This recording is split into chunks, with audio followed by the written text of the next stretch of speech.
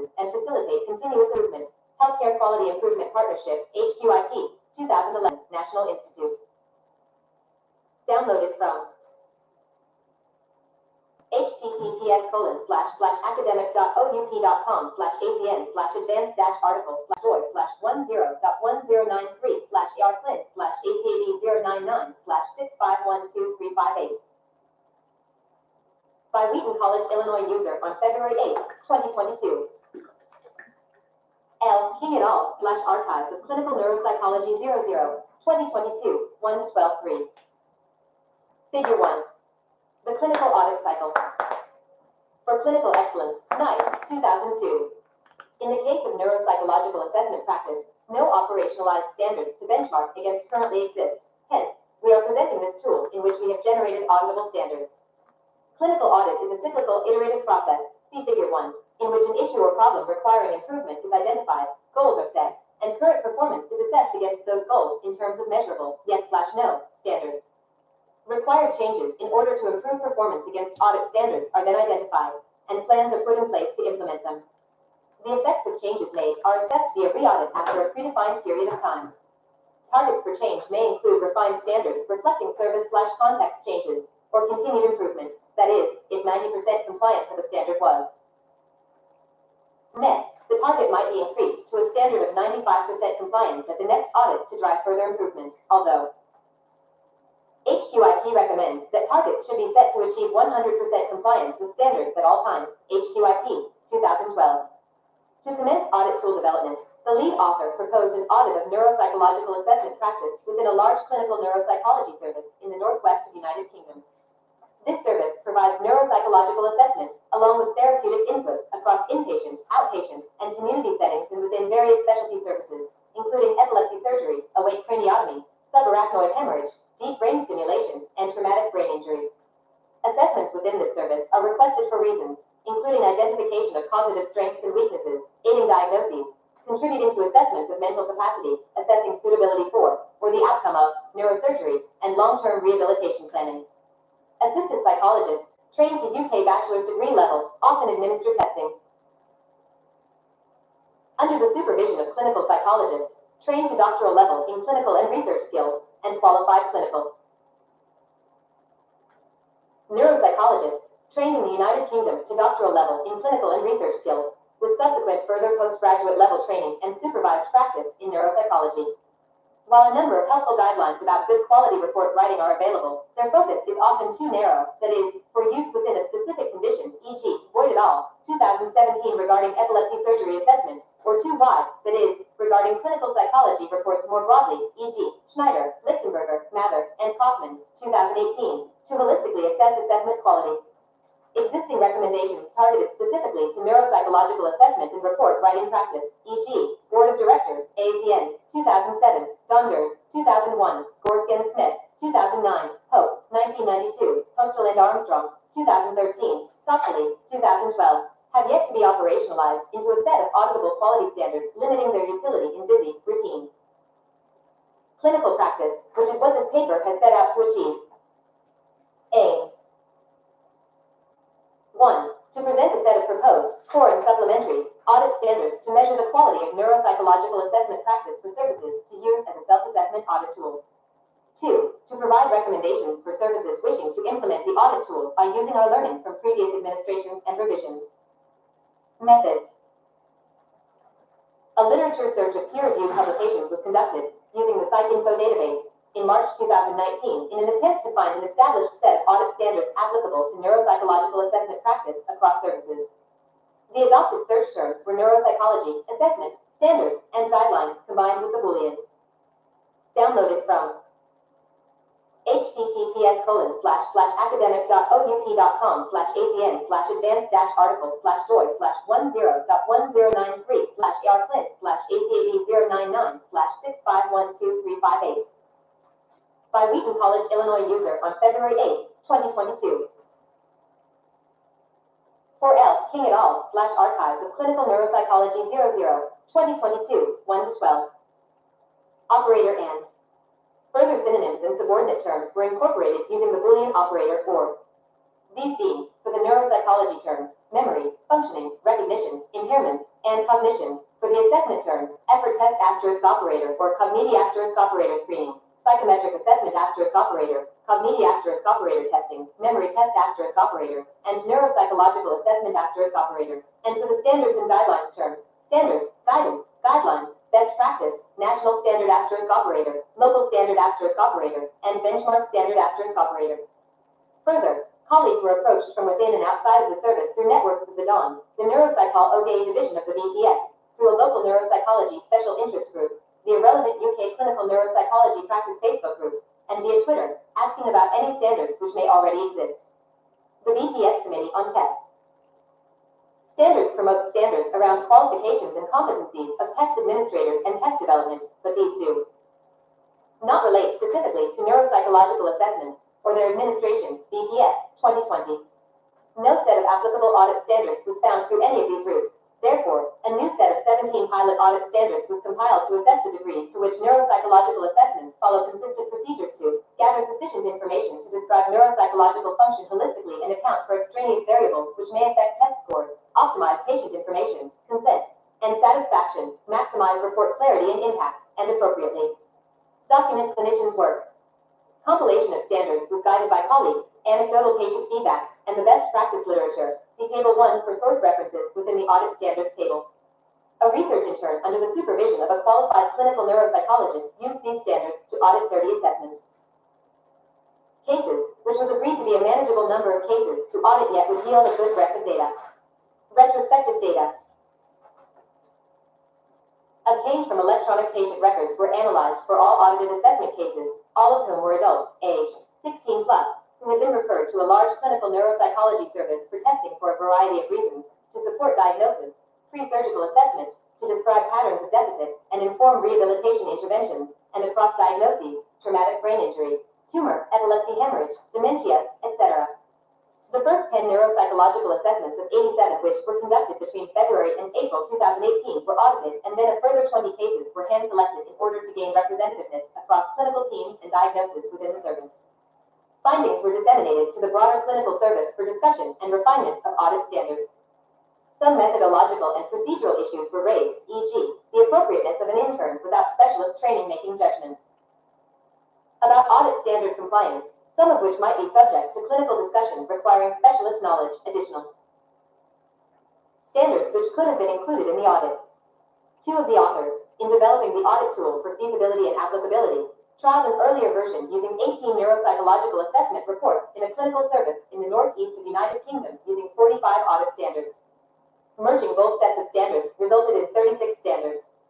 The merging process excluded those standards from the two audits which overlapped, those which focused more on the administrative elements of the report, e.g., font size and letter headings, those deemed not to be widely generalizable to different services offering neuropsychological assessments, e.g., pertaining to individual organization systems and procedures, and those not easily amenable to retrospective audit methodology using written or electronic patient records. The audit was then rerun in January 2020, with the 36 refined, merged standards, which took the total audited patients. Population to N equals 78. Retrospective data were audited from 30 new assessment cases, of 78 cases assessed between February and July 2019, using the same sampling methods as mentioned before to ensure all specialisms within the service were represented. A trainee clinical psychologist, completing doctorate level training, under the supervision of a clinical neuropsychologist, the lead author, divided standards into core and supplementary standards and further subdivided them into process standards and report style and content standards. Findings were disseminated to the team and the NHS Trust Audit Department using descriptive statistics to illustrate percentage rates of compliance for each standard. Practice recommendations were also offered, which have subsequently been implemented, the effects of which are planned to be assessed in a re-audit in 2 years' time. We liaised with experienced clinical neuropsychologists from 2 other services, a young onset dementia service for adults aged less than 65 years, and a memory assessment service for adults aged greater than 65 years, for clinician opinions on the applicability of the audit tool. This feedback was used to add in 2 further standards, surrounding consent and wearing visual/hearing aids, and also to refine our judgments of which proposed standards were deemed to be core and supplementary.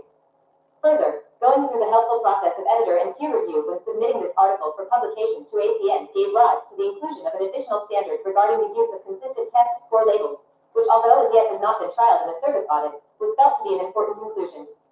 This then completed the process of collating the final 39 standards that make up the proposed audit tool, see Table 1. Downloaded from https://academic.oupcom/acn/advanced-articles/doy/10.099/651235 by Wheaton College, Illinois user on February 8, 2022. L. King et al. /Archives of Clinical Neuropsychology 00, 2022, 1-12-5. Table 1. Yes/no-tick list of audit standards with source references. 1A. Process standards, core. Yes/no. 1. An initial clinical interview was completed. Lezak, Posen, and Loring, 2012. Strauss, Sherman, and Spreen, 2006. What and Fro, 2018. 2. The purpose of the assessment and what to expect in the testing session was discussed with the patient and documented. Board of Directors, AAPN, 2007, British Psychological Society, BPS, 2019b, NHS England, 2017, Strauss et al., 2006. 3. Informed consent to proceed with testing, written or verbal, was obtained and documented, or where capacity to consent was lacking, a best interest decision was documented. Board of Directors, AAPN, 2007, BPS, 2017, 2018a, Mental Capacity Act, 2005, Strauss et al., 2006. 4. Checks were made with the patient about usual visual/hearing aids, that they were used/worn use during the assessment or commenting on potential effects of their absence. Lezak et al., 2012, Strauss et al., 2006. 5. Testing was completed by appropriately qualified professionals and under appropriate clinical supervision in accordance with relevant guidance. In the United Kingdom, the BPS requires graduate basis for chartered membership and states 1 hour supervision per week for a full-time assistant psychologist. American Psychological Association, APA, 2014. Board of Directors, AAPN, 2007, BPS, 2017b, International Test Commission, 2001-6. A face-to-face or video call feedback session was offered. NHS England, 2017. Hope, 1992. Postal and Armstrong, 2013. Poston and Hansen, 2010. Rosado et al., 2017. 7. A report detailing test outcomes and interpretation was written. Donders, 2001. Lezak et al., 2012. Mountjoy et al., 2017. Schoenberg and Scott, 2011. 8. Where ethnicity or cultural factors are identified, the impact of this in relation to specific tests are considered, e.g., how this may affect the effort or render scores invalid. APA, 2014, Board of Directors, AAPN, 2007, Rickman, Tabo, and Manley, 2006, Lezak et al., 2012, cultural issue identified and commented upon. Cultural issue identified and not commented upon. No obvious cultural issue present. No report produced. 1B. Report style and content standards, core. Yes, number 1. The report is concise, not exceeding 4 sides of A4, or insert report length for the individual service as appropriate, unless clinically necessary. Donders, 2001, 2016, Postal et al., 2017, Strauss et al., 2006. 2. Where appropriate, technical or scientific terms are applied accurately and unambiguously. Acronyms or difficult terms are explained/defined in the report. APA, 2014, British Psychological Society, Division of Neuropsychology, BPS Dawn, 2012, Griffin and Christie, 2008, Lezak et al., 2012. 3. Includes a concise summary and conclusion section that draws the reader's attention to the key points. Donders, 2001, 2016, Gorsk and Smith, 2009, Postal et al., 2017, Soxley, 2012. 4. Provides a clear description of the purpose of the referral/referral question. Donders, 2001, 2016, Griffin and Christie, 2008, Soxley, 2012. 5. Qualitative descriptions of the patient's mental health is corroborated with self-report mood measures. Lezak et al., 2012, Strauss et al., 2006, Boyd et al., 2017. Continued. Downloaded from https://academic.oupcom/acn/advanced-articles/doy/10.099/651235 by Wheaton College, Illinois user on February 8, 2022. 6L King et al. Slash Archives of Clinical Neuropsychology 2022, 1 to 12. Table 1. Continued 1A. Process Standards, Core. Yes, number 6. Previous medical history is documented in the clinical notes and considered within the report where appropriate. Includes a summary of the patient's past and present physical health and medical history, or clearly points to where this can be obtained, i.e., a previous letter. Lezak et al., 2012. Soxley, 2012. 7. Current medications are documented in the clinical notes and the effects considered. Where relevant, this is documented in the report, e.g., if they are likely to alter cognition. Both, 2008, Board of Directors, AACN, 2007, BPS, 2019 C, Lezak et al., 2012, 8. Educational/vocational background was asked about and considered, as evidenced in clinical notes and or neuro reports, and or a test of pre-morbid functioning was completed. Board of Directors, AACN, 2007, both, 2008, Lezak et al., 2012, 9. Outlines the patient's current living circumstances, social history, and, if relevant, family history of medical difficulties. Gorskin Smith, 2009, Lezak et al., 2012, Strauss et al., 2006, Soxley, 2012, 10. Points made are backed up with examples/data, e.g., direct quotations and test scores, Schneider et al., 2018, Soxley, 2012, 11.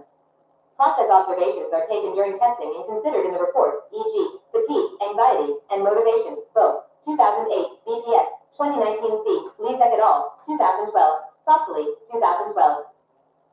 12. Report contains evidence of formulation/synthesizing/integrating data to reach clinical conclusions. For example, any potential confounding factors, e.g., depression, anxiety, and fatigue, are outlined, as well as their potential implications for test validity. APA, 2014, Board of Directors, AACN, 2007, Gorskin Smith, 2009, Gerardo and Puyo, 2012, Mountjoy et al., 2017, 13. Objective assessment of performance validity, effort, is evidenced and referred to in the report, Bush et al., 2005, Heilbronner et al., 2009, Sweet et al., 2021, both representing AACN, BPS, 2009, 2021, Lezak et al., 2012, 14. Use of consistent test score labels/descriptors to describe test scores, agreed across the service, e.g., extremely high score, above average score, below average score, low score, and extremely low score, BPS, 2018b, Gilmet et al., 2020, 15. Conclusions make sense in the context of the report. They are well formulated based on the evidence gathered in the assessment. BPS, 2019 C, Donders, 2016, Schoenberg and Scott, 2011, 16. The patient's views/comments/opinion from their verbal feedback is reflected appropriately in the report where appropriate. Griffin and Christie, 2008, Lezak et al., 2012, Mountjoy et al., 2017, NHS England, 2017, Hope, 1992, Rosado et al., 2017, 17. Report concludes with recommendations, e.g., for symptom management/referral on/further clinical input/discharge from the service. Board of Directors, AACN, 2007, Postal et al., 2017, Soxley, 2012, 18. Patient is copied into report, unless they express a wish not to receive it, or can access their own medical records. Academy of Medical Royal Colleges, 2018, Nenius, 2007, Newton, 2008, NHS England, 2018, 1C. Process Standards, Supplementary. Yes, no. 1. Clinical notes made/held for every face-to-face session, APA, 2016, BPS, 2018A, 2019A. Continues. Downloaded from https://academic.ou.com/advanced-article/doy/1093/ARClin/ACAB09/6512358 by Wheaton College, Illinois user on February 8, 2022. L. King et al. /Archives of Clinical Neuropsychology 2022, 1 to 12/7. Table 1. Continued 1A. Process Standards, Core. Yes, number 2. Feedback session offered in a timely manner, within 4 weeks of test completion, or insert timescale as appropriate to the individual service. Board of Directors, AACN, 2007, Gorskin Smith, 2009, Hope, 1992, Feedback within 4 weeks. Feedback outside of 4 weeks. No report. No feedback recorded. 3. Where risk issues are identified during the process, the report outlines these and explains how they are being managed. APA 2016, BPS 2017, no risk identified and reported on, risk identified and not reported, no report written for. Discussions about whom the report is to be shared with our documented Board of Directors, AACN 2007-5. A service leaflet detailing what to expect in the neuropsychological assessment was given, BPS 2019B 1D. Report style and content standards, supplementary. Yes, number 1. Uses informative headings or a clear structure that enable easy access to important information. Schneider et al., 2018, Softly, 2012, 2. Writing style avoids repetition of information in the same sections. Saunders, 2016, Schneider et al., 2018, Strauss et al., 2006, 3.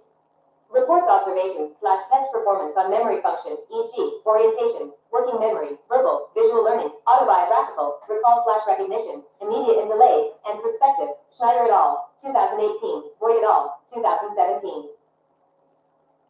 4. Reports observations/test performance on language skills, e.g., spontaneous speech, word finding, reading, writing, repetition, comprehension, and naming. Schneider et al., 2018, Boyd et al., 2017. 5. Reports performance on tests/observations of attention/executive function, e.g., initiation, attention, fluency, rule adherence, set shifting, planning, approach to test, ability to hold in mind test rules, inhibition, impulsivity, and empathy. Schneider et al., 2018, Boyd et al., 2017, 6. Reports observations/test performance on processing speed, e.g., speed of information processing, speed of responses, and motor speed. Schneider et al., 2018. 7. Reports observations/test performance on visual-spatial abilities, e.g., line orientation, figure copy, visual scanning, drawing, and clock drawing. Schneider et al., 2018, Boyd et al., 2017. 8. Summary of findings from range of different sources, e.g., collateral data, clinical history, session observations, and test scores, and congruence between sources. Schneider et al., 2018, Schönberg and Scott, 2011, Softly, 2012. Downloaded from https://academic.ou.com/acn/advanced-articles/doy/10.10.3/ER-CLID/ACAD09/6512358 by Wheaton College, Illinois user on February 8, 2022. A.L. King et al/Archives of Clinical Neuropsychology 00, 2022, 1-12. Results. A proposed audit tool for neuropsychological assessment practice. The outcome of our literature searches and audit trials is a proposed audit tool comprising 39 standards against which services can assess their neuropsychological assessment and report writing practice. See Table 1. Standards are split into those assessing neuropsychological assessment processes, process standards, and those assessing the report itself, report style and content standards. 26 core standards are proposed, 8 process and 18 report style and content standards, to be included in any services audit of neuropsychological assessment practice. Further, 13 supplementary standards, 5 process and 8 report style and content, are also offered, which services may opt to include depending on their individual applicability. Services may also wish to add in their own additional standards with local applicability. Step-by-step audit tool guide. Step 1. Select any of the supplementary audit standards to add the 26 core standards, plus any additional locally agreed standards you may wish to include in your services audit.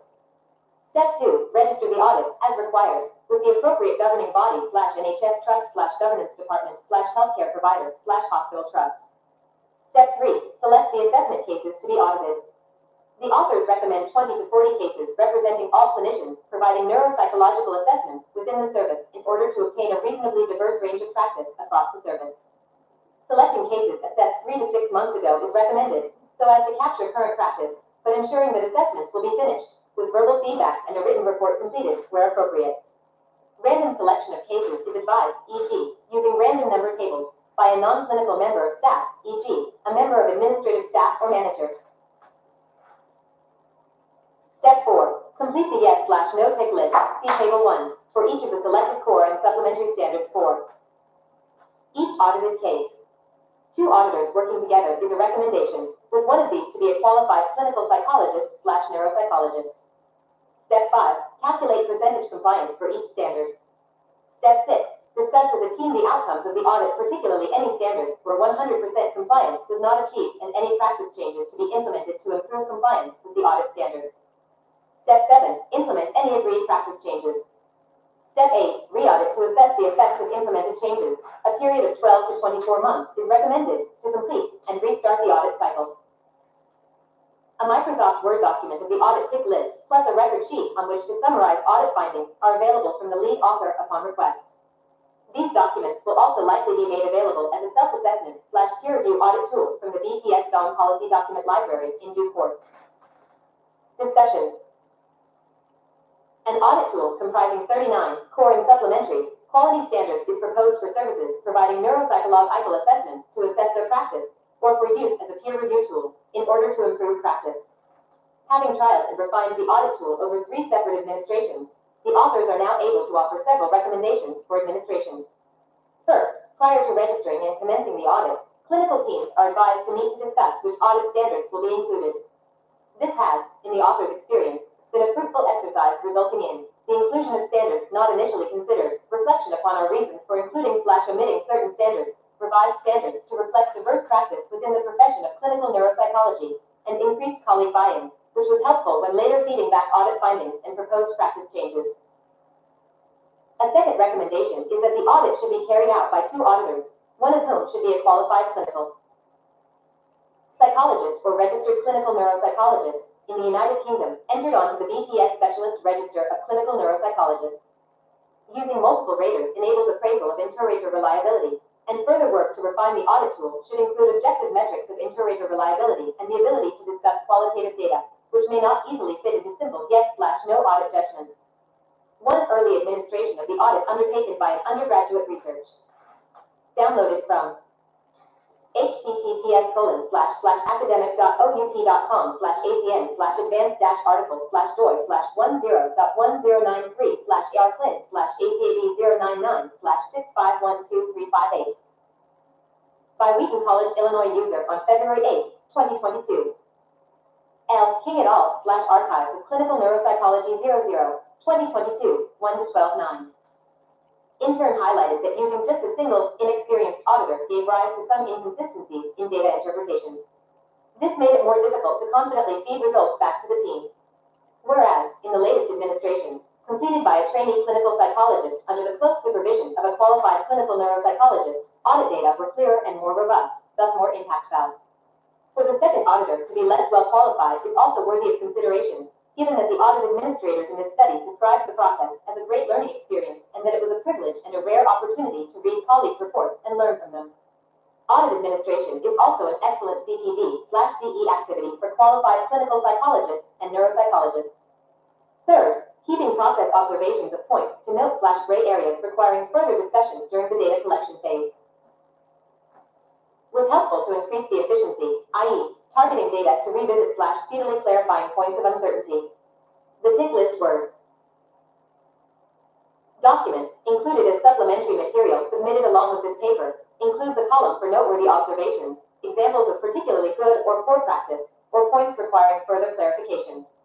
Process notes were also helpful when offering later personalized feedback, upon request, to individual clinicians/specialties within the larger service and help to provide richer data for the dissemination of results and report content, e.g., by providing examples and justifying conclusions. The authors further recommend feeding back audit findings as a presentation using descriptive statistics, e.g., compliance percentages/pie charts, to the whole team. Our experiences of such feedback meetings are that they have been felt to be a worthwhile process in terms of the following: highlighting areas of practice that are good and those which require improvement. Inculcating a team spirit of a willingness to experience discomfort surrounding areas of practice, which falls short of expected standards in the service of a commitment to continual service improvement. Discussing required practice changes and how to implement them. Addressing areas requiring improvement, with all clinicians at different stages of their careers. Introducing a re-audit in 12 to 24 months, and discussing any new or revised standards. Anecdotal evidence suggests that the feedback presentation alone is an effective intervention to improve adherence to audit standards and to raise awareness of areas requiring improvement, thus resulting in improved practice. Further concrete practice changes have been implemented in audited services, including establishing an electronic checklist for neuropsychological assessment referrals to assistant psychologists, ensuring that many audit standards are prompted for at the initial interview. The checklist also prompts referring clinicians to tick yes/no regarding standards, such as inclusion of a performance validity test/mood measure, etc., requesting reasons to be given for any omissions on the checklist. Also arising from the audit, a tracker spreadsheet for all referrals has been devised and implemented in one audited service to facilitate efficient collection of service. Data useful for future audits, such as whether the feedback appointment was booked within the agreed timescale post-testing. A further worthwhile reflection on the audit process is that clinicians may feel exposed in having their practice scrutinized/audited. The authors feel empathic about this potential reaction as clinical neuropsychologists often work independently and are often unaccustomed to direct peer observation or scrutiny of their practice. These feelings can be minimized by spending time before the audit, creating a culture of psychological safety where openness, transparency, and driving up quality are valued without fear of repercussions. A balanced approach is required to ensure colleagues do not feel criticized or feel the need to defend their current practice, while also enabling them to identify and address any areas of poor practice. When feeding back results, it is therefore important to both anonymize data when presenting back at a group level and provide individual, confidential feedback in order to improve clinicians' practice where required. Some apprehensions were also raised about publishing audit results within this paper. The authors are of the opinion that audit data are part of an internal review process to drive learning and improvement within the service and not for the primary purpose of contributing to the research literature. Therefore, no audit results are included in this paper. Services wishing to take the process of improvement beyond their own service could, however, use the audit tool as part of an external peer review process, inviting objective perspectives on their practice, with prior consent of all clinicians within the service. The authors were surprised by the paucity of the literature identified focusing on evaluating and improving the quality of neuropsychological assessment practice, given that it is the core business of our profession. Therefore, we plan to continue this work, particularly by seeking and listening to service user experiences, as in Griffin and Christie, 2008, Mountjoy et al., 2017.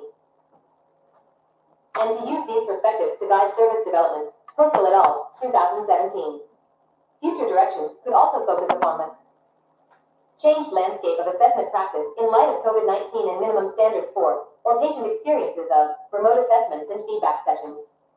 One limitation of this study was the use of clinical audit methodology that relies on binary pass/fail, yes/no judgments, which may be reductionist when applied to large quantities of mostly qualitative data. For example, an issue arose about whether the only way to determine the validity of test scores was to complete an objective performance validity test, whereas a clinician may. Downloaded from https://academic.oup.com/adn/advanced-articles/doy/10.09.3/AR-Clin/ACAB09/6512358 by Wheaton College, Illinois user on February 8, 2022. 10L King et al. /Archives of Clinical Neuropsychology 00, 2022, 1-12.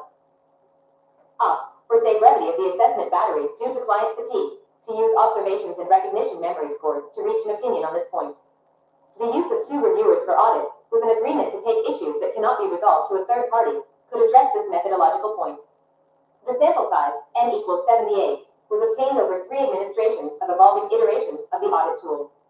The authors wish to share our work with other clinicians and services so they could benefit from this, albeit continuing, work, so further validation with the latest proposed version is required. A further improvement to this study would have been adherence to a controlled, validated systematic review protocol in line with the PRISMA guidelines, Maher, Liberati, Tetzlaff, Altman, and the PRISMA Group, 2009, for the initial searches, using wider search terms in multiple databases, which time did not allow for in this initial project. A more systematic search could form the basis of a potential future study toward refining and improving the audit tool. The authors wish the proposed tool to be of use within diverse services offering neuropsychological assessments, without being too prescriptive, yet upholding a minimum level of practice quality across neuropsychological assessment practice, regardless of the specifics of the service. The proposed tool has generated considerable interest from other services and clinicians, but is as yet a work in progress. Further work to improve and refine this work, encompassing systematic searches, wider consultation with service users and colleagues to achieve consensus guidelines, and checks on inter-rater reliability, is planned in collaboration with the BPS's DOM. Individual services may opt to add in their own locally applicable standards, or other more widely applicable standards that we have not yet considered. Further suggestions received from the reviewers/editors when submitting this paper for publication included adding in a supplementary standard on the assessment of vigilance/sustained attention and to consider revising how required domains to be assessed are grouped within the standards, e.g., whether processing speed and working memory are to be included within the attention/executive function domain or added as individual standards. Services using the audit tool may of course add in these suggestions within their individual audits, and these will be considered for the next iteration of the audit tool with invitations for commentary. The authors extend this invitation to the ACN readership and welcome any feedback on potential areas of bias or omission, or any other comments about the tool, positive or otherwise, to contribute to its refinement and improvement. Acknowledgements. Our thanks go to Jason Price and the South Tees Hospital's Neuropsychology Service for the early pilot audit work that contributed to this paper and also to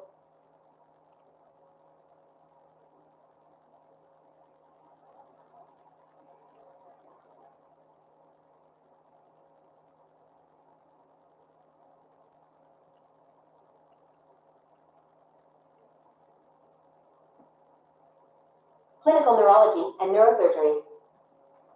Journal homepage, www.elsevier.com/locate/twineuro. www.elsevier.com/locate/twineuro towards reporting standards for neuropsychological study results. A. Proposal to minimize communication errors with standardized qualitative descriptors for normalized test scores. Mike R. Schönberg, Ruba S. Rum. Department of Neurosurgery and Brain Repair, University of South Florida, Morsani College of Medicine, Tampa, Florida, USA. Article info. Keywords: Neuropsychological Assessment Ethics, Qualitative Descriptors Reporting Errors Practice Standards. Abstract. Objective, rapid, clear and efficient communication of neuropsychological results is essential to benefit patient care. Errors in communication are a lead cause of medical errors. Nevertheless, there remains a lack of consistency in how neuropsychological scores are communicated. A major limitation in the communication of neuropsychological results is the inconsistent use of qualitative descriptors for standardized test scores and the use of vague terminology. Patients and Methods, PubMed search from January 1st, 2007 to August 1st, 2016 to identify guidelines or consensus statements for the description and reporting of qualitative terms to communicate neuropsychological test scores was conducted. The review found the use of confusing and overlapping terms to describe various ranges of percentile standardized test scores. Results. In response, we propose a simplified set of qualitative descriptors for normalized test scores, QSimple, as a means to reduce errors in communicating test results. The QSimple qualitative terms are very superior, superior, high average, average, low average, borderline, and abnormal/impaired. A case example illustrates the proposed QSimple qualitative classification system to communicate neuropsychological results for neurosurgical planning. Conclusions. The QSimple qualitative descriptor system is aimed as a means to improve and standardize communication of standardized neuropsychological test scores. Research are needed to further evaluate neuropsychological communication errors. Conveying the clinical implications of neuropsychological results in a manner that minimizes risk for communication errors is a quintessential component of evidence-based practice. 1. Introduction. Neuropsychological evaluations provide unique information to the referring clinician and patient, and caregivers as appropriate, offering answers to diagnostic and treatment-related questions in terms of brain behavior correlates, capacity, rehabilitation, and prognosis, 1 to 5. It is essential the assessment results be communicated accurately, clearly, and efficiently to promote patient health, reduce costs, and minimize risks for communication errors, 6 to 9. Ultimately, practice patterns that diminish the efficient, understandable, and timely communication of results adversely affect patient safety, reduce the quality of patient care, and increase costs, 8 to 10. 1.1. Types of neuropsychological data to convey. A central component of a neuropsychological evaluation consists of standardized, reliable, and norm-based assessments to measure brain function that can include attention/executive, language, memory/learning, and/or visuospatial/constructional functions, as well as processing speed, academic skill development, and fine motor speed/dexterity, 2, 11, 12. The tests are standardized, using normative data and regimented administration procedures to allow for generalization of measured behavior to establish brain-behavior relationships for the purposes of healthcare provision, rehabilitation, prognosis, or capacity decisions. In an ideal case, appropriate norms are used to increase the specificity of test findings while simultaneously reducing the test var ions associated with other demographic variables such as age, gender, and education level. A consequence of norm reference tests is that cutoff values in the normative set used can dramatically influence 1. Test sensitivity, 2. Test specificity, and 3. Diagnostic validity. 13. The clinical interpretation is made particularly complex given that a single neuropsychological assessment can include multiple, 10 or more. http://dx.doi.org/10.j.clineuro.2017.07.017.010 http://dx.doi.org/1017.017.010 received February 24, 2015. Received in revised form June 5, 2017. Accepted July 11, 2017. Corresponding author. Email address, mspoon@health.usf.edumscoon@health.usf.edu, M.R. Schoenberg. Clinical Neurology and Neurosurgery 162, 2017, 72-79. Available online July 25, 2017, 0303-8467/copyright 2017 Elsevier BV. All rights reserved. Mark. Neuropsychological tests, each having an independent normative data set from which standardized test scores are derived that can also differ in extent demographic factors, age, education, gender, ethnicity, etc., are incorporated. Further, the same neuropsychological test may have more than one, sometimes multiple, independent normative data sets a clinician may use. See, for example, trail making test normative data sets, 14, 12, 15. In addition to normative test data, the neuropsychological study also includes history of symptoms or problems, medical/psychiatric history, social/occupational/development history, mental status, behavioral observations, and observations about study validity/reliability. To provide holistic, personalized, and reliable medical care, a neuropsychologist must be able to interpret and convey both qualitative aspects of the patient's behavior and quantitative test data into meaningful clinical judgment to answer referral questions. 1.2. Conveying neuropsychological results. There is no agreed upon standard for a neuropsychological report format, and neuropsychologists and users of the report may have differing perspectives of the ideal format and style. 2:16-19-359. The existing recommendations for communicating neuropsychological results provide general guidance in what sections a written report should have and calls for writers to clearly convey results/diagnosis and recommendations. 2.9. Furthermore, testing standards 6 and professional ethics 7 highlight the need to produce reports that 1. Support the role of the neuropsychologist as a consultant by encouraging communication of results. 2. Is tailored to satisfy the need for timeliness for communicating results. And 3. Minimizes the risk for communication errors. 6728359. The proposed suggestion for a new rock psychology reporting guideline mirrors the recommendations established by Radiology 20-22 for reporting results such that the format for communicating study results is less important than is it that the report is A. Timely and B. Efficiently conveys results that minimize potential for communication errors. Unfortunately, there has been no guidance or consistency in how standardized test scores are communicated. 2. Methods and materials. 2.1. The need for consensus in communicating neuropsychological test results. It is well understood across medicine that communication errors adversely affect patient care, contribute to medical errors, and increase costs. 8-10. PubMed search from January 1st, 2007 to August 1st, 2016 for terms related to neuropsycholog reporting standards, or consensus statements did not result in any practice guidelines to standardize the communication of qualitative descriptors for neuropsychological normative test scores. C2. At a minimum, the neuropsychological report should clearly communicate if the study is 1. Abnormal and related to known or suspected neurological, neurophysiological dysfunction. 2. Equivocal and the study could reflect normal variant or mild abnormality, but are indeterminate from the neuropsychologist's opinion. Or 3. Normal, no brain dysfunction.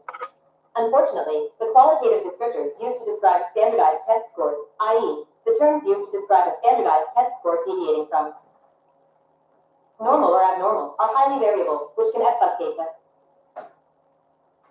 results in increase the potential for communication errors, e.g., 23.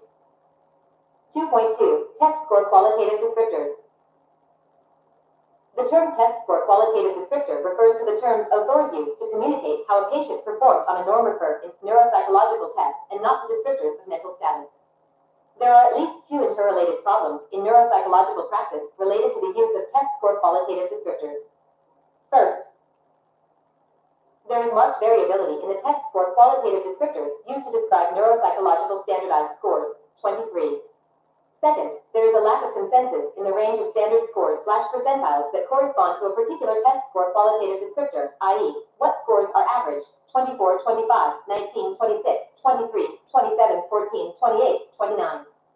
Despite repeated calls for more uniform use of the test score qualitative descriptors that delineate the relative uniqueness or statistical probability of test scores, e.g., below average, mildly impaired, borderline, extremely low, etc., there remains excessive variability and no consensus among neuropsychologists, e.g., 2-17-23. Further adding to the confusion, test score qualitative descriptors that sound similar, e.g., low average, low normal, borderline, below average, do not overlap in terms of how rare or unusual a score is in its interpretation. Indeed, a survey of 110 neuropsychologists, 23, found the index score of 70, second person. TILE was described using 22 different test score qualitative terms, with 6 different terms using the word impaired, e.g., impaired, borderline impaired, mildly impaired, moderately impaired, severely impaired, and significantly impaired. Currently, there are at least 3 different test score qualitative classification schemas, with multiple permutations, that are generally recognized, 14, 28, 29. 1. Clinical classification system advocated by Heaton et al., 14, 2. Clinical classification advocated by Shetland et al., 28, 3. The David-Wechsler/Intelligence classification system, 29. The 3 commonly used qualitative classification systems above, along with a 4th based on the Wechsler classification system that uses different test score qualitative terms, 26, are displayed in the first 4 columns of Figure 1. Surprisingly, there is lack of agreement for most terms, including the most commonly used test score qualitative descriptor, average. The Wechsler system, 29, suggests scores falling in the 25, 74 th, or 75th percentiles are average, while the Heaton et al. 14 classification system identifies scores falling between the 30 to 67 th percentiles as average. The Shetland et al. 28 classification system generally mirrors the Wechsler system and describes scores between 24 74 th percentiles as average. There is even less consensus for percentile scores that fall outside of the average range. A score falling at the 9th percentile may be below average using the Wechsler classifier. Cation system, 29, mildly impaired using the Heaton et al. 14 classification system, or low average using the Shetland et al. 28 rating system. Even more troubling is the use of similar test score qualitative descriptors for different ranges of percentile scores between the classification schemes, i.e., low average versus below average. For example, low average describes scores falling between the 9 and 24 th percentiles using the Wechsler classification scheme, 29, while below average is used to describe scores ranging from 16 to 27 th percentiles using the Heaton et al. 14 system. The term borderline equates to scores ranging from the 2 to 8 th percentiles using the Wechsler 29 and Shetland et al. 28 systems, but Heaton et al. 14 describes scores from the 6th to 15th percentiles as mildly impaired.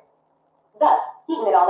14 mildly impaired scores reflect scores that are delineated as borderline or low average by Wechsler 29 and Shetland et al. 28.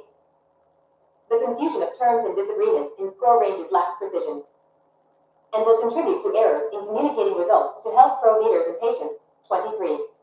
Indeed, the lack of precision has contributed to recommendations by neuropsychologists to include test scores in the neuropsychological report itself, 1619.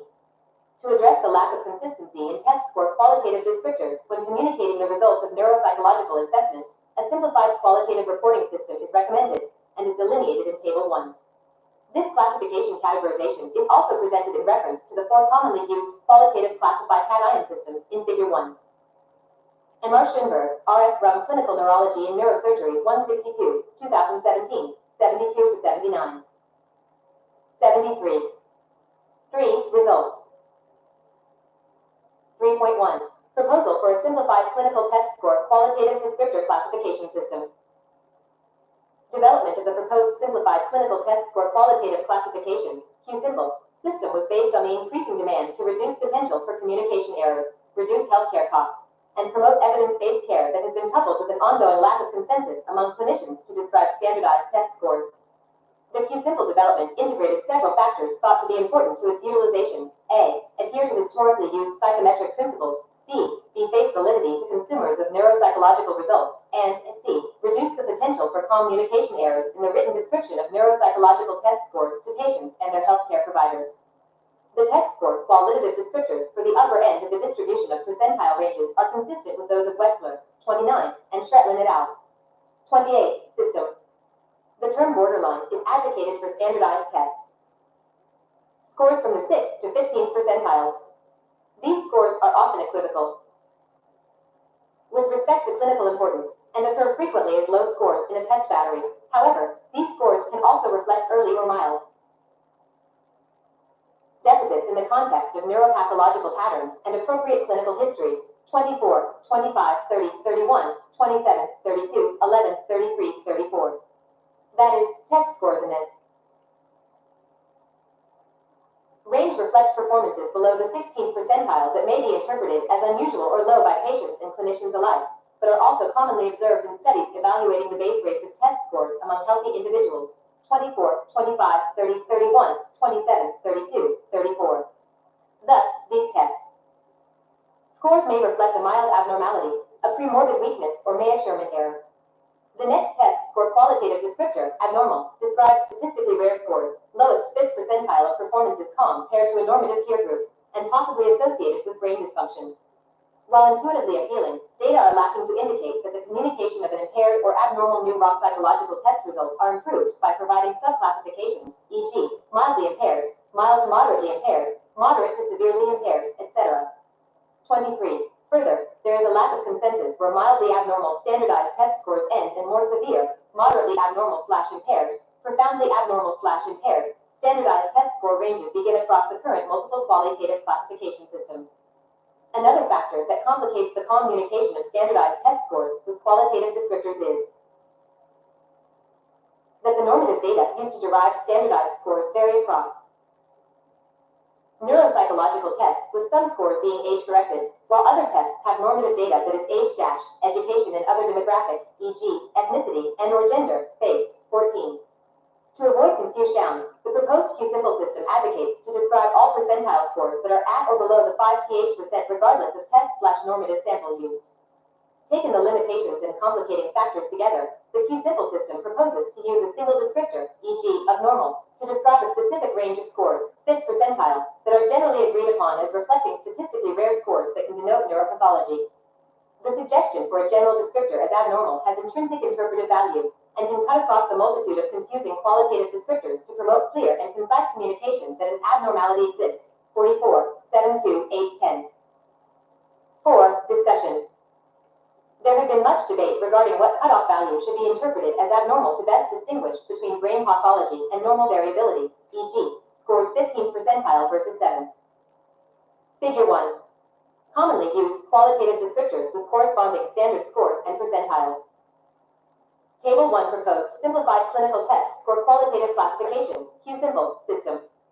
Qualitative anchors for neuropsychological standard scores, T-scores, and percentile equivalents. Reference index scores, reference T-scores, reference percentile scores. Suggested qualitative descriptor normal. Scores are normal and or above average very superior. 130 plus 70 plus 98 plus superior. 120 to 129 64 to 69 92 to 97 high average. 110 to 119 57 to 63 75 to 91 average. 90 to 109 44 to 56 25 to 74 low average. 85 to 89 40 to 43 16 to 24. Borderline/equivocal. Scores may be normal or abnormal borderline. 77 to 84 35 to 39 6 to 15. Abnormal. Scores are statistically rare and can reflect brain dysfunction abnormal/impaired less than 77 less than 35 6. M.R. Schönberg, R.S. Rum Clinical Neurology and Neurosurgery 162, 2017, 72 to 79. 74. Percentile versus 5th percentile or 2nd percentile, e.g., 24, 25, 31, 30, 27, 14, 32, 11, 33, 34. LISAC 11 has advocated for distinguishing between clinically impaired scores between second to 78th percentiles or Z-scores between -1.5 and -2.0 versus pathologically impaired scores 2 and D percentiles or Z-scores -2.0. However, LISAC 11 distinction in clinically versus pathologically impaired is not utilized by the four common qualitative classification systems 26, 14, 28, 29. Further, the psychometric distinction of clinically impaired versus pathologically impaired based on a cutoff Z-score of -2.0 is not stable since the standardized score will be determined by the normative sample used, the extent that a test's normative data are demographically corrected, and how normally distributed the neuropsychological function, attention, verbal memory, constructional praxis, is in a healthy population, e.g., 31, 30, 11, 12, 15, 35. Indeed, neuropsycho logical performance is frequently not normally distributed, with norm mated distributions frequently being negatively skewed and fertotic, e.g., apraxias, recognition memory, confrontation naming, 11, 12, 15. Thus, the use of clinically impaired versus pathologically impaired based on a Z-score cutoff of -2.0, second percentile, may deter the neuropsychological study from identifying early or mild neurological disease or dysfunction. 24, 25, 31, 30, 27, 14, 32, 33, 34. The Q-Simple system distills the complexities of the evolving diagram nose-tick science to a pragmatic clinical approach to rapidly communicate health data. Score description and interpretation must incorporate knowledge about the difference between statistically rare scores within a normal distribution, the statistical differences between two or more scores as they occur within a test battery, and the actual base rate of observed differences in scores within a test battery. 24, 25, 30, 31, 27, 32, 34, 15, 36, 38. The Q-Simple system takes into account the extensive data establishing the low cognitive scores that occur commonly in a battery of tests given to healthy individuals. 24, 25, 30, 31, 27, 32, 34. As an example, 78% of the healthy normative sample of the neuropsychological assessment battery, NAB 38, were observed to have 2 of the 36 scores below 1 standard deviation, SD, of the mean, 16th percentile or Z-score equals -1.0, and 21.8% of the healthy sample had 2 or more scores at or below -2 SD below the mean, 2nd percentile or Z-scores -2.0, 25. Within the proposed system, scores at or below the 5th percentile, scores -1.55 SD of the mean, are considered to be statistically rare and labeled abnormal, but not necessarily reflective of brain dysfunction. The implication that an abnormal score is interpreted as reflecting brain dysfunction versus some other factor, e.g., poor task engagement, effects of fatigue, pain, etc., is necessarily a clinical interpretation. Thus, interpretation of performance on a neuropsychological test battery does not rely solely on scores or standard deviations below the mean. Rather, it incorporates other clinical information obtained from the assessment. The proposed qualitative classification system cutoff scores for abnormal attempts to balance the relative frequency of low scores with efforts to have adequate sensitivity and, most importantly, have face validity to consumers. It is recommended the neuropsychological report specify whether scores were interpreted based on age-matched or demographic-adjusted, age-, education-, and gender-matched normative data. 2. Because of the clear impact various normative data corrections have on a raw test scores interpretation. The problem of variations in normative data samples and the extent test scores may be affected by age-, education, and/or ethnicity/gender effects lead to the next suggestion to improve transparency of neuropsychological reporting, including test scores in the study report. 4.1. Test scores should be reported.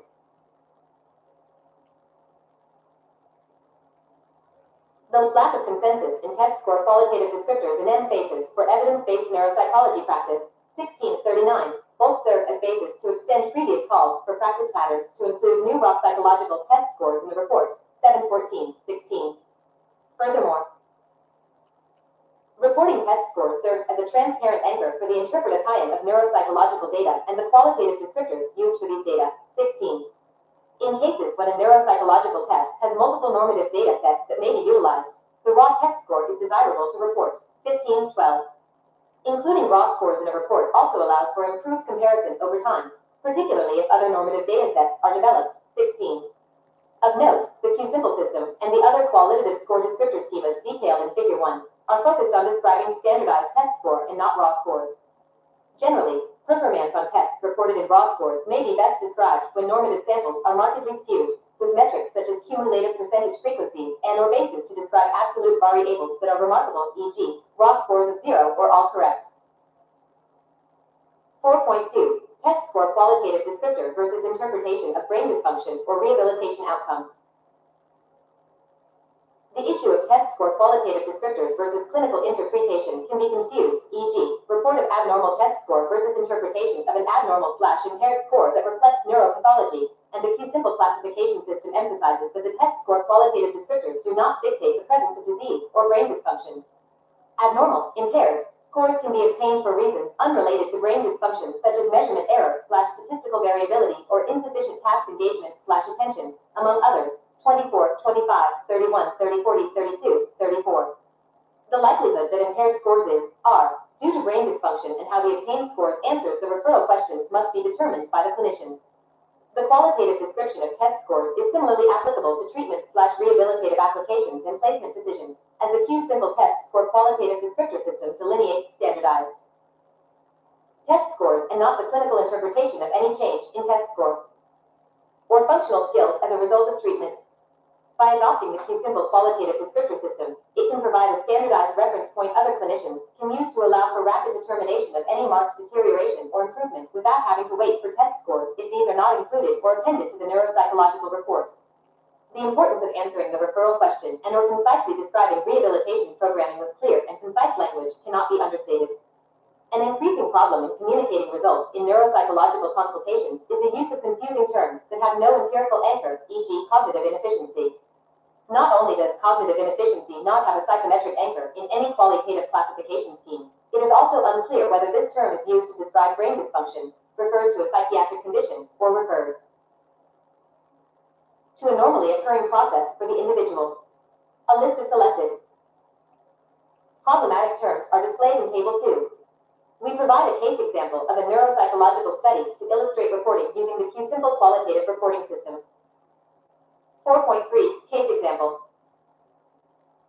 The patient is a 48-years-old right-handed Caucasian female with 11 years of education and a history of pharmacoresistant epilepsy with cognitive complaints referred as part of a pre-surgical workup. Her MRI study of brain is illustrated in Figure 2 and shows left mesial temporal sclerosis.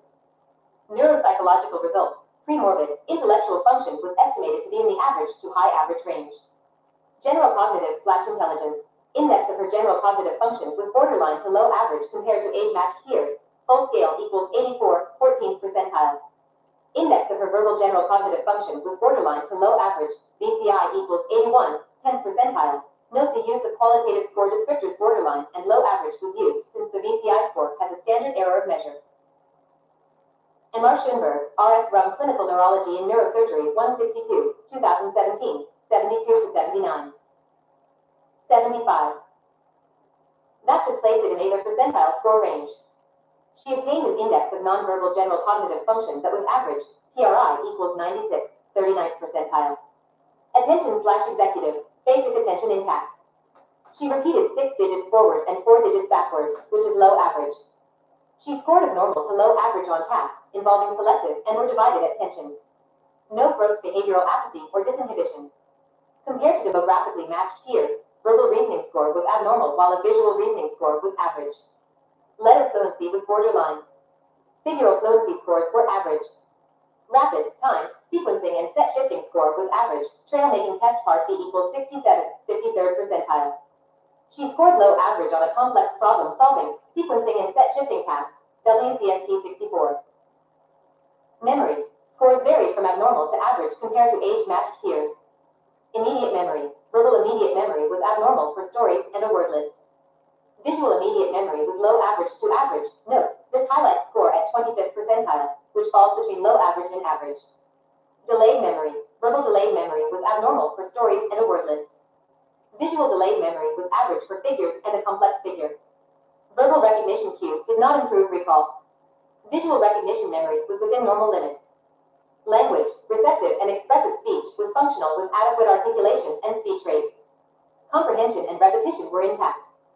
Confrontation naming was borderline, BNT equals 49/60th, with 7 additional given phonemic cues. Semantic verbal fluency was abnormal. Letter fluency was borderline. No gross alexia or agraphia. Visual perceptual skills were intact. Vision-constructional skills were borderline. Complex figure copy was borderline with retained gestalt, but missing one detail. No gross facial imprecision or distortion. Block constructions were borderline. No constructional apraxia. Fine motor, manual dexterity was borderline with her right hand, but average with her left hand. Mood, she endorsed clinical symptoms of depression. Neuropsychological study conclusions. Note: diagnoses and recommendations are not detailed below for purposes of brevity. Neuropsychological study was abnormal due to deficits in attention/executive, verbal memory, and language, confrontation naming and semantic fluency, functions. The deficits in attention/executive and language functions were mild to moderate, while the deficits in verbal memory were severe and indicate almost complete loss of declarative verbal memory functions. There were clinical symptoms of depression. Neuropsychological study results are consistent with left temporal lobe dysfunction and known mesial temporal sclerosis, assuming normal. Functional neuroanatomical organization. Further clinical correlation. Recommended for surgical planning. The patient's cognitive complaints are associated with brain dysfunction that is frequently associated with localization-related epilepsy. Table 2 summary of ineffective and confusing qualitative descriptors to avoid a neuropsychological reports problem. Term or phrase setback recommendation. Low average to superior range. This is not a range. This signifies variability scores in function X were variable, ranging from low average to the superior range. This should be followed up with possible explanation for variability, e.g., time versus untimed tasks, cognitive inefficiency, vague term, use more precise term. Slowness, inaccuracy, etc. No anchor, error-free, awkward, accurate, adequate, vague, subjective, relative term with varied implication across patients. Recall was in the average range, consistent with excessive general level of intellectual functioning. No anchor, recall was somewhat compromised, vague description, recall declined from 10 to 6 items, percentile. No anchor, immediate recall, September 12th, 20 percentile, improved after a 30-minute delay, 9/January 2nd, 40 percentile. Misleading, implies patient recalled more material after the delay. It is the neuropsychologist's job to interpret normative data and communicate appropriately. E.g., recall remained stable following a 30-minute delay, 9/12, average range or 40 percentile. Or 30 minutes delayed recall revealed no forgetting, September 12th, 40 percentile. Below average term describing scores 16 to 27 percentile, see Table 2 for proposed Q-simple qualitative descriptors and or technically may also be used to describe scores below the reference percentile ranges and or provide test percentile score. Average of the normative group, i.e., scores 49th percentile or less, borderline low average typically describing scores 6 to 15th percentile, see Table 2 for proposed Q-simple qualitative descriptors and or provide test percentile score. Low normal typically, scores between 16 to 24th percentile, see Table 2 for proposed Q-simple qualitative descriptors and provide test score percentile. Unusually low scores between 3rd to 9th percentile, see Table 2 for proposed Q-simple qualitative descriptors and or provide test percentile score. WNL or within normal limits can be scores falling within expectations for the individual or equal to or above the 16th percentile, e.g., 16th percentile or greater. Can be appropriate in limited situations. Also see Table 2 for proposed Q-simple qualitative descriptors and or provide reference percentile ranges and or provide test percentile scores. Figure 2. MRI coronal image demonstrating left mesial temporal sclerosis for 48-years-old female with left temporal lobe epilepsy. M.R. Schimberg, R.S. Rum, Clinical Neurology and Neurosurgery, 162, 2017, 72 to 79. 76. Her learning and memory of verbal material was impaired, and AC counts for her difficulty at work and forgetfulness at home with lapses in completing instrumental activities of daily. She was observed to close her eyes when given verbal material to learn/remember, which she described as an effort to visually picture verbal material given to her. However, she found the rate that information was given to her was too fast to compensate by this adaptation to verbal memory deficit. Depressive disorder likely due to neurophysiological dysfunction with noted exacerbation after a seizure for several hours to a day. Pharmacological treatment is indicated. Surgical candidacy. From a neuropsychological standpoint, the Podtiant is a good surgical candidate. She is at low risk for decline in memory or language following a selective left temporal lobectomy. Neuropsychological data summary report. Note, grouped Pegboard test equals GPEG, test of premorbid intelligence equals to PS, Wechsler Adult Intelligence Scale, Fourth Ed equals Way Score. Trail making test. Parts A and B equals TMT Part A and TMT Part B. Ray Auditory Verbal Learning Test equals RIVLT. Wechsler Memory Scale. Fourth Ed equals WMS4. Boston Naming Test equals BNT. Verbal Fluency Test. Semantic and Letter. Ray Austrian Complex Figure Test equals ROCFT. Rough Figural Fluency Test equals RFFT. Wisconsin Card Sorting Test 64 card version equals WCST 64. Beck. Depression Inventory. Second Ed equals BDI2. 4.4 Summary and Limitations. Neuropsychological studies provide unique information for the medical management of patients, whether diagnostic or rehabilitative in purpose, and require that study results and recommendations/treatments are conveyed in a manner that is concise and avoids communication errors. Unfortunately, the test score qualitative descriptors in neuropsychological reports are a source of confusion in communicating neuropsychological results due to a. Lack of consensus of the test score qualitative descriptors that describe standardized test scores, b. Using similar test score qualitative descriptor terms, e.g., below average and low average, that refer to different ranges of standard. Dice scores, c. The use of test score qualitative terms that have no psychometric or commonly understood clinical foundation, and d. Lack of uniformity in psychometric characterization of neuropsychological assessments for different populations and conditions. The proposed Q-Simple system aims to improve the communication of neuropsychological study results and minimize the potential for errors in information transfer. The Q-Simple system uses test score qualitative descriptors that are face valid, eliminates the use of overlapping and potentially. M.R. Schoenberg, R.S. Rum Clinical Neurology and Neurosurgery 162, 2017, 72-79. 77. Confusing terms, and attempts to incorporate current research findings. And historical parametric statistical classifications. A potential limitation of the Q-Simple system is shared by other qualitative systems, which is a lack of empirical support for the class. Certifications. Why adopt the Q-Simple system? The identified cutoff. Scores for each qualitative descriptor of the Q-Simple system attempts. To integrate historical parametric statistics in describing rare scores. Within a distribution along with Bayesian statistical analyses of the base. Rate frequency of low scores in cognitive test batteries obtained by healthy individuals 24, 25, 30, 31, 27, 32, 34. Further, in lieu of a con. Census practice parameter for a qualitative descriptor reporting system.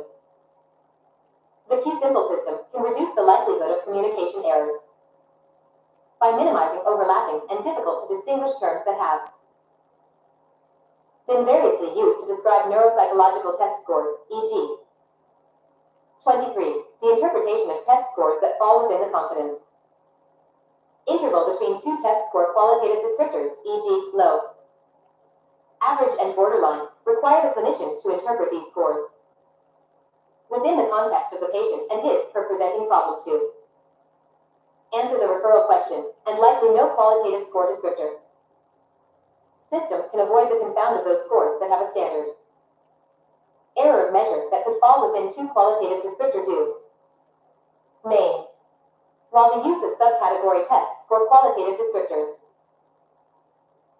e.g., mild to moderately impaired, have intuitive appeal, these distinctions have shown little reliability among clinicians, 23, and there are no data supporting that subclassification of a qualitative descriptors reduces communication errors. The communication of subtleties or profound level of deficits must be provided by the clinician in the IM. Prescience/conclusion section where interpreting and integrating the normative test scores with patient context, symptoms, medical history, and cultural factors to answer the referral question and make diagnostic and treatment/placement decisions. The Q-Simple system advocates clinicians to use the same test score qualitative descriptor to communicate results regardless if the score was derived from age-matched normative data or more detailed demographically matched normative data. While conceptual and parametric limitations exist in comparing normative scores derived from different samples and normative COR rectiance, the Q-Simple system approach is proposed to be basic, using the same qualitative descriptors for all standardized test scores, and the psychometric limitations of this approach is then compensated by including raw test scores in the report. Lastly, although the assessment instructions are standardized, differences in scores and interpretations can occur when using different test versions that use different pro stores, e.g., the Stroop color word test, and when variations in administration is required for unique patient/cultural factors. Generally, it is likely desirable to have the test version and/or modifications to procedures detailed when communicating results and how it affected the study quality and interpretation. The essential point is to avoid complicated language to describe standardized test scores to assure assessment results are accurately conveyed and reduce the risk for communication errors. Clearly, a generally accepted test score qualitative classification system is needed. However, any qualitative classification system proposed that is not data driven by consumers of the evaluation themselves or based on a clinical outcome anchor point will lack relevance. Beyond what is proposed here, the issue of including test scores in reports has prompted controversy, e.g., 17, 18, 16, 19, 41, 42. Arguments against including test scores in reports include the incorrect use of scores by consumers and breach of confidentiality. However, including test scores that are the basis for interpretation of a study is advocated from an evidence-based practice standpoint to promote transparency of interpretation and enhance communication of results. 2, 17, 18, 16, 19, 41. Combining the proposed Q-Simple system and reporting test scores can improve the communication of neuropsychological results to patients and health providers and promote transparency of neuropsychological decision-making. 43, 16, 39, 5. Consistent adherence to improved practice standards stands to benefit patients, referring healthcare providers, and the field of neuropsychology. Disclosure statement. No conflicts of interest to report. Acknowledgements. The authors would like to thank Marla Hamburger, PhD, for her thoughtful insights and comments on the development of the proposed reporting system. References. 1. American Academy of Neurology Assessment, Neuropsychological Testing of Adults. Considerations for Neurologists, Neurology 47, 2, 1996, 592 to 599. 2. Board of Directors, American Academy of Clinical Neuropsychology, AACN, Practice Guidelines for Neuropsychological Assessment and Consultation, CLIN. Neuropsychol. 21, 2007, 209 to 231. http://dx.doi.org/10.http://dx.doi.org/10.10801382558060102558060102.